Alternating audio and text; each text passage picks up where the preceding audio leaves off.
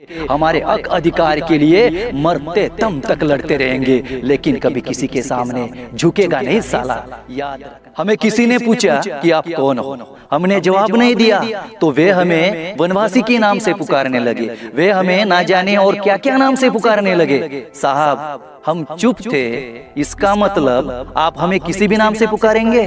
तो सुनो साहब, ना तो हम वनवासी है, ना तो जो कुछ आप कह रहे हैं ना वो है। हम इस देश के मूल्यवासी है, इस देश के मालिक है। हाँ, हम आदिवासी है साहब। आदिवासी नाम सुन के थोड़ा अजीब सा फील हो रहा होगा साहब। आदिवासी नाम सुन के उड़ने वाले पंछी समझे क्या?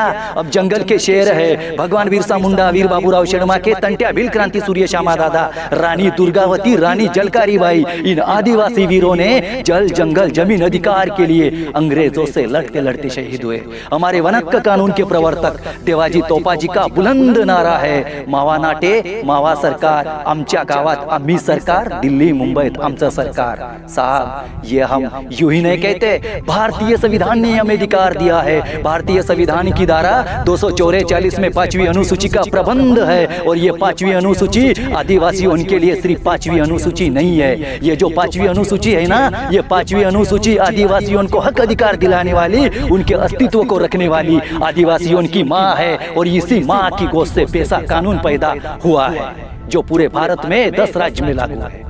साहब बात समझ में आ रही है? उस जमाने में जब अंग्रेजी राज थी, जमींदारों की दलाली थी, उस वक्त हमारे इन आदिवासी वीरों ने हाथ में तलवार धनुष्य बाण लेकर लड़े थे। आज हमारे हाथ में बाबा साहब का दिया हुआ वो कलम है, आज हमारे हाथ में बाबा साहब का वो संविधान है। वो संविधान हाथ में लेके हमारे हक अधिकार के लिए मरते दम तक लड़ते रहेंगे, लेकिन कभी किसी के सामने झुकेगा नहीं साला। याद रखना, क्योंकि हमारे पूर्वजों ने हमें झुकना नहीं, अन्याय के खिलाफ लड़ना सिखाया है। हाँ, ये सिर झुकेगा, जरूर झुकेगा।